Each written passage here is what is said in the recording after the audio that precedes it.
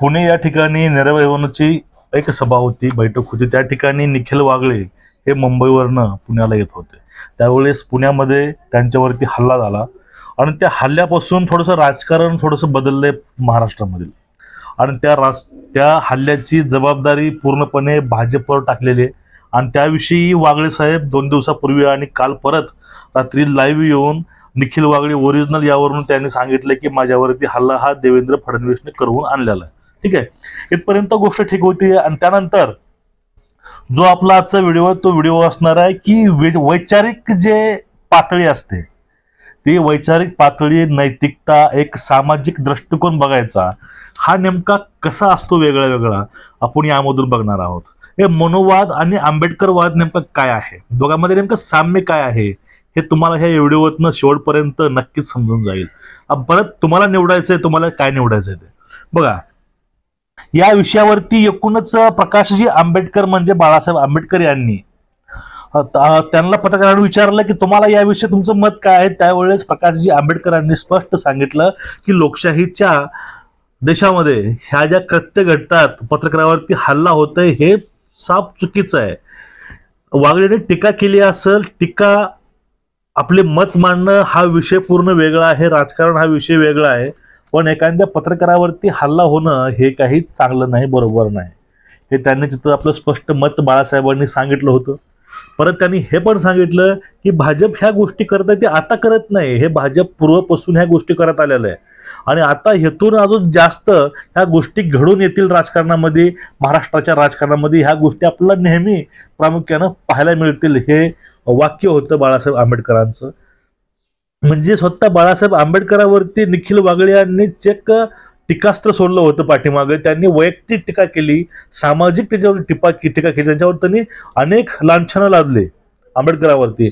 पण ह्या गोष्टीचा पूर्व वैमनस्य सोबत न घेता किंवा तो मागचा डाव डोक्यामध्ये न ठेवता किंवा आपल्यावरती ह्या माणसानं एवढं विष ओकलं, आपण यावेळी चांगलं का बोलायचं, ह्या गोष्टी समोर न आणता यांनी सांगितलं स्पष्टपणे की ह्या गोष्टी राजकारणी म्हणून आणि माणूस म्हणून हे चांगल्या गोष्टी नाही.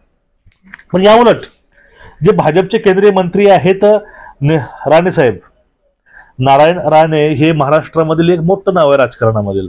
पण राजकारणामध्ये नाव मोठं असून काही फायदा नाही.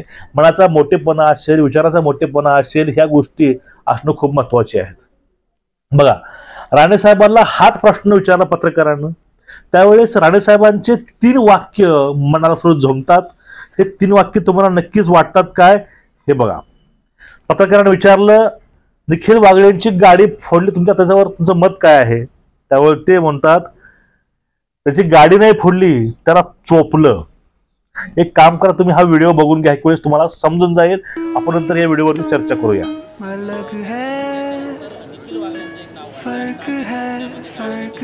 ओढली नाही, चोपलं. त्या ओढली काय म्हणजे चोपलं चांगलं. त्यामुळे असे काम केलं का असंच होतं ना, ते बाकीच्यांचे म्हणजे त्याची गाडी नाही फोडली, त्याला चोपलं. हा वाक्य पहिलं. दुसरं आहे असे काम केल्यावर असंच होणार.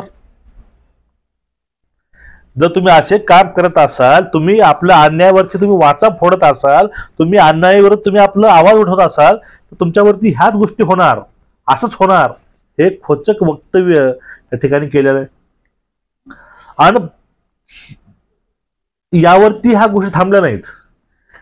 जे कोणी असं करेल त्यांच्यावरती पण असंच होईल. म्हणजे कुणी लोकशाही वाचवण्यासाठी कुणी उठेल त्यांच्यावरती असंच होईल. याचं एक मार्मिक एक अर्थ असा निघतो. बघा, आता राणे साहेब असतील किंवा आंबेडकर साहेब असतील, तुम्हाला दोघातला फरक साम्य समजून आला असेल.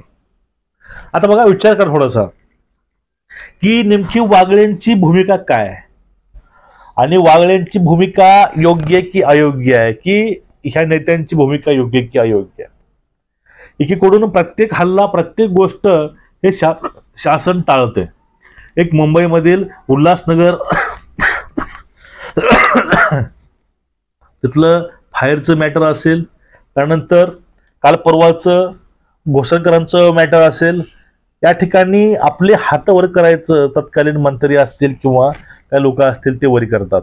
पण जो कोणी लोकशाहीच्या सोबत आंबेडकर फुले शाहू यांच्या विचारावर चालतो त्यांच्यावरती पण अशा गोष्टी काय येतात हा पण विषय विचार करण्यासारखाच आहे. फक्त आपल्याला नाण्याची एक बाजू बघून जमणार नाही, कारण प्रत्येक गोष्टीला दोन बाजू असतात.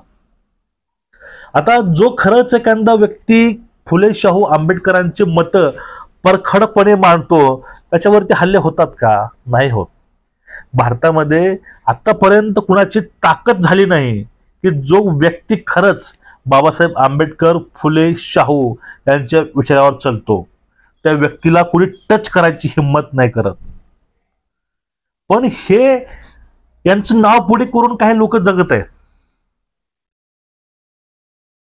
काय म्हटलं की चला फुले शाहू आंबेडकरांचे आम्ही वारसदार आहोत, त्यांचे विचार आम्ही पाळतो. फुले शाहू आंबेडकर तुम्ही मानायचं, फक्त मानायचं. त्यांचे काही गुण असतील ते पूर्ण फुले शाहू आंबेडकर घ्यायचं नाही, ते फक्त काही गोष्टी घ्यायच्या. असंच बघा अर्ध अपुरं ज्ञान असेल ना त्यावेळेस अशा गोष्टी समोर उद्भवतात आपल्या. आता निखिल वागळे सरांवरती जो हल्ला झाला तो व्हायला नको होता, त्यावरती पण लोकांची असे प्रश्न आहेत की वागळे साहेबांनी पहिला आपला पेपर चालत नाही म्हणून त्यांनी स्वतःहून हल्ले करून घेतले. आणि यामध्ये अजून असे दुसरं मत येते की निखिल वागळे साहेबांनी हा सुद्धा पब्लिक स्टंट केलेला आहे. निखिल वागळेवरती कुठलाही हल्ला झाला नाही, त्यांनी हल्ला घडवून आणला, हे त्यांचं मत आहे. म्हणजे विरोधक आणि ज्याच्यावरती झालंय ह्या दोघांचंही एक प्रतिविषम असं एक मत आहे. हे मत काही असो, पण जे ऍक्शन झाली त्या ऍक्शनवरती कोण काय रिॲक्शन दिलं हे पाहणं खूप महत्वाचं असतं. आणि तुम्ही हा दोन्हीही रिॲक्शन बघितले असतील. बाळासाहेब आंबेडकर अर्थात प्रकाशजी आंबेडकर यांची पण त्यावरती नेमकी रिॲक्शन काय होती, आणि सध्या प्रस्थापित एक केंद्रीय मंत्री नारायण राणे यांची पण त्यावरती प्रतिक्रिया काय होती. म्हणजे एक गोष्ट एकच आहे, पण त्या गोष्टीला पाहायचा नजरिया काय काय असू शकतो तुम्हाला ह्या व्हिडिओतून समजलं असेल. आणि भविष्यामध्ये जर लोकशाहीवरती काही कुणी आघात करायचा प्रयत्न करत असेल मग ते वाचवायला जायचं नाही का, किंवा एखाद्यावरती अन्याय होत नसेल त्या अन्यायाविरोधामध्ये आवाज उठवायचा नाही का, हा पण प्रश्न सामान्याच्या मनामध्ये पडलेला असतो. मग आता अशा गोष्टी पाहून ह्या गोष्टी प्रत्यक्षामध्ये बघून सत्याच्या सोबत आणि अन्यायाविरोधात लढणारे व्यक्ती कमी होतील का, किंवा भाजप असा प्रयत्न करत आहे की आपल्या विरोधामध्ये कोणी उभा राहायला नकोच आहे. याविषयी तुमचं मत काय आहे, तुम्हाला याविषयी नेमकं वाटतंय काय हे नक्कीच कमेंट सांगा.